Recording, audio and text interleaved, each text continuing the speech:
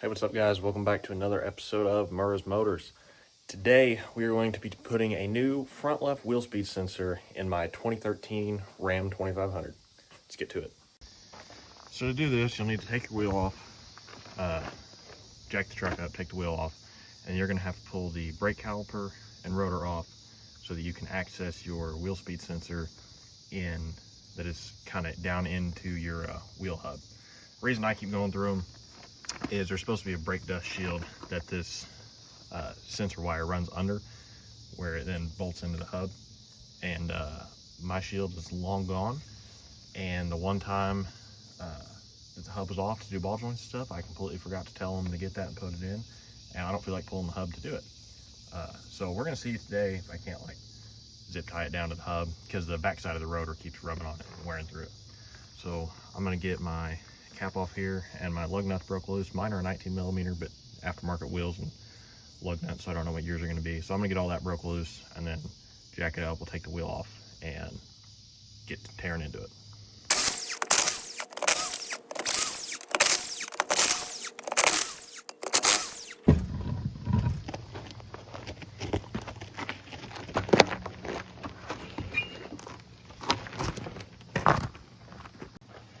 So you can see here on the back of this brake rotor, there's no shield.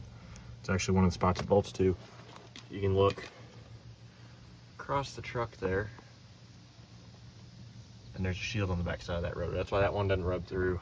And this is going to be, I put a sensor in this probably about a year ago, and you can see without a shield hold it down, it rubs on the back of the rotor. It's finally started throwing codes the other day, rubbed through it. So we're gonna see if I can't like zip tie that down to the hub or something to try to keep it down, get a little more live, because I really just don't want to pull the hub on this thing. So we're gonna come up here, and this should be a 24 millimeter bolt. Your caliper, I think they're called like adapter mount brackets or whatever. You got one right there, and then one right there. Got grease smeared everywhere down there. So we are going to painstakingly bust those loose. I've got my 2-foot breaker bar here and a about 4-foot cheater pipe, since we kind of got to go that way and it's just kind of a pain to do. So we're gonna get that broke loose.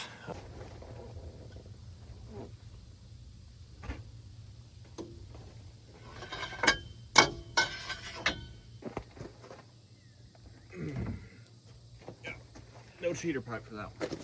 All right, so we got both these broke loose here. We will actually take the bottom one loose first.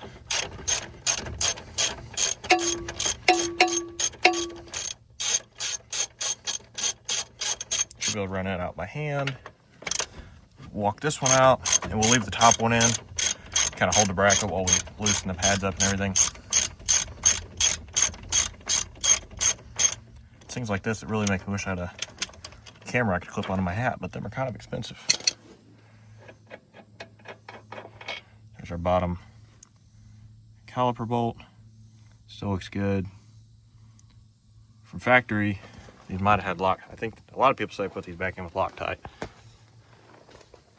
I'm not going to do that, but I will make sure that they are pretty torqued. So what we're going to have to do potentially is come over here, bunch of scale back in there, and slightly pry on the pad, pry it off the rotor, push the piston back in. And we may just be able to yank it off, but we'll have to push those pistons back in a little bit before we slide it back on. I'm actually just barely going between the back of the pad and the piston. Like I said, I wouldn't. Just enough to get this where I can pry off of it. And then we're going to take that top bolt out. Now, there's a long-standing forever debate on whether you can hang a caliper by the brake line. We are not going to do that. What we're going to do is I'm going to go ahead and take this ABS sensor out of the brake line clips. We're going to take the caliper carefully without putting too much of a bind on the line. We're going to set it up. I'll flip it upside down and we'll set it up on top of the knuckle in a minute. So I actually forgot about greasable ball joints. My grease zerks on the top, and then that is 100% away if I set it on top of that knuckle. So we're gonna set it on that 5-gallon bucket. That's what I did before. Now, these fronts actually don't have it. Some rotors have threaded spots. Like if it's froze up, you can thread a bolt through and it'll push it off the hub if it's seized. It's good that mine is not. Otherwise, I'd be sitting here probably just beating on it till it finally pops loose. Just kind of wiggle that dude off. There's definitely a whole bunch of rust scale and stuff inside of this, so we will brush a lot of that off before I put it back on. Flaking undercoat or whatever all is on this thing. Right inside here, this is the connector for this sensor. Mine is zip tied in there because the little, how it's supposed to, like a push pin plastic in there, is broke off the connector. And then it's got a bunch of, I mean, this clips in your brake line here, and there's maybe a spot or two I've zip tied it. I know I did right here because it didn't have the right push pin thing on the new connector to go in that, or there's supposed to be one in there and it's not, and I just zip tied it instead. But you can believe it or not, that is my problem. When you have a bad ABS sensor, I wouldn't particularly, you know, it is what it is. What happens with your, because it's an ABS wheel speed sensor, so it's tied into the ABS system, you know, it detects slippage. When one of these goes bad, or when you have something like this where it's just worn through, you know, obviously bad, but it will cause the truck to throws an ABS light. Can't remember if mine threw a 4-wheel drive light. It disables cruise control. You can't engage 4-wheel drive until it's fixed, and I think it does something with traction control. Basically, it throws a whole bunch of stuff out of whack because of this little sensor, which is the main reason I'm driving 2 hours to work every Monday, every Friday. It's nice having my cruise control running down the interstate the whole entire time. So, especially pulling up and down hills, it just makes it handy. So, you know, for $20 part, and if it goes smooth, a half-hour job or whatever, it ain't too bad a fix. So I lied. There's 2 different types of brake dust shields. I don't know the years from what all I used, but my model just used these 3 wherever the third is, bolts, and it didn't mess with the hub. Some of them also went through the hub, so you have to pull the hub bearing to put that all together. So that's good news at least, but I'll be tearing all this back apart in, you know, a week or 2. Okay, so it's just one little hex bolt that is I believe that's 5mm, not like number 5 hex. This one little screw is all that holds this dude in. Make sure if you got a rusty truck like I do, at least in places, it's the first time you go to take this out. I didn't have issues, but you may want to try to spray some like penetrating oil in here under the rotor or something, or get it apart and have time to let it set up, so that you don't snap that screw off. You don't want to put heat on it, being it's the bearing hub or anything. So we're going to carefully take this little dude out. I believe it's also just a little hollow screw too, so it probably would break fairly easy. And whenever you pull this dude off, it's going to be in there fairly snug. Right here is where it actually goes down in there. You want to be careful whenever you pull this dude out. Make sure, first of all, you don't get debris down in there, because you can see down in there, that is your wheel bearing, that there isn't a spacer washer anywhere on it. I don't think mine originally had it. I was thinking it did, but make sure that you don't have one and lose it, because if you do, you need it to set your depth to where this thing actually needs to be. So I'm going to go ahead and cut these zip ties, get this thing unplugged, and I'll be right back. Okay, so these sensors, I just got this thing off Amazon. It's a bit longer than it should be, so you know, it kind of doubled up. It's longer than the brake line with all the clips. You should have one of these that tucks right in that little hole there behind the brake lines. It's basically just a zip tie. Now, like I said, mine is zip tied up in here. Yours should just be kind of pushed on there. I just ran, and I put a different connector on this at some point because the original guy had it zip tied together and it rubbed through the wires up here. These connectors can sometimes be a pain to undo. We're just gonna try to, with my fingernail here, see if I can't get that red slider popped out.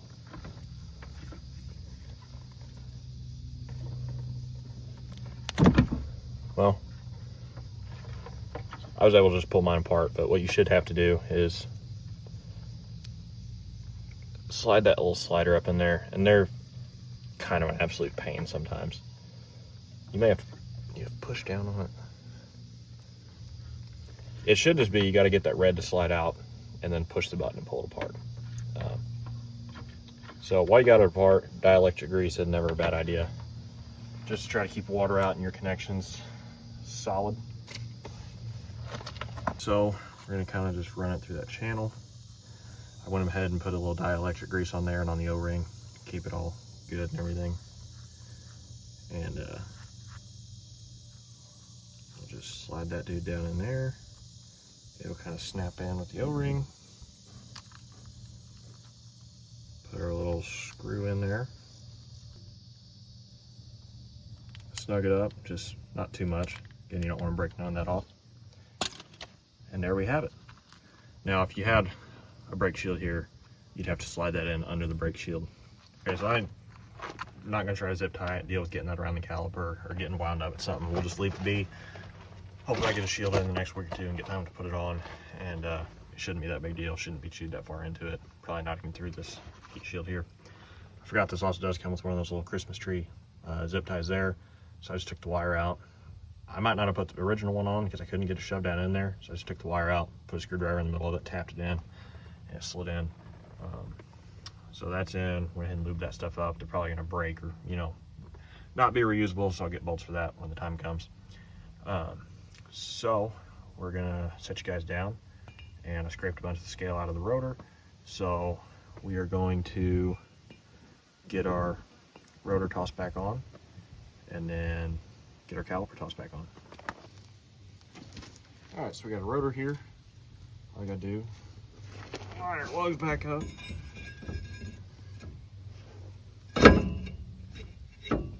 Slide that dude on. And it's gonna wanna move because it's not fixed to anything. Pick up the caliper, make sure your brake line ain't twisted, and just set it back in there.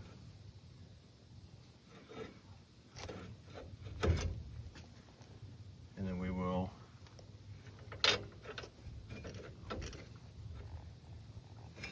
try to get it lined up and get our first bolt to thread. I think we got our first one caught. So then we will come under down here to the bottom, and our rotor's kind of walked out on us. So we'll have to push in on it a little bit, and we've got that threaded. So while you're tightening it up, you need to make sure your rotor is seated properly, just so that you don't have a bunch of weird stuff going on there. The video cut off while I was in the middle of doing something and talking. I'm having storage issues trying to take all these videos and get them uploaded in time, deleting stuff. Just tighten that down, make sure your rotor stays squared while you're tightening that down. So what we're gonna do now, we've got it snug with the ratchet, so we're gonna go grab the torque wrench, and we're gonna set it to 250 and tighten those caliper bolts up. So 250 is the max of this little 1/2-inch torque wrench. It's just a Harbor Freight Quinn. It's no snap-on or anything. You definitely don't want to buy the cheapest torque wrench you can if you have to buy a torque wrench. And these just suck to put actual torque on, because there's not really a good angle to get at them. Because you got to push up on it, you know, from the ground up, instead of like pushing down on its brake loose.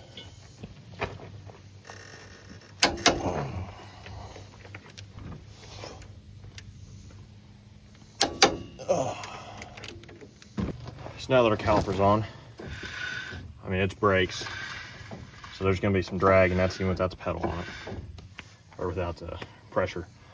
But make sure there's no extra grinding or something going on that's not supposed to be. So now what we're going to do is run our sensor. For the most part, it should match the clips on your brake line here. It's not completely going to. Like I said, it's a little long, and there's this extra. So what I'm actually going to do is go ahead and run it up under this brake line here. Go ahead and pop in this little Christmas tree zip tie deal, if I can get it in here. We got that dude popped in. We're just gonna follow our brake line. I'm gonna plug that in. Like I said, I was able to pull it loose, but it's tight enough, it's not gonna go anywhere. So now what we'll do is we'll come up and we'll get one of these we can in the clip. Leave one empty and we can kind of double it. And there's this, it's almost like it's made for it. You can slide the line in these little other clips that come on it to keep our excess from getting bound up in something shredded. With this particular sensor, there may be one that fits absolutely perfect. I don't know. You know, if you buy OE or maybe Dorman, this is just what I bought the first time and it seemed to work decent enough. So that's what I got again. So now, you know, this would be the part where you put this back how it's supposed to be. Like I said, mine's a different clip that's in here. So we are going to just re-zip tie it up in here.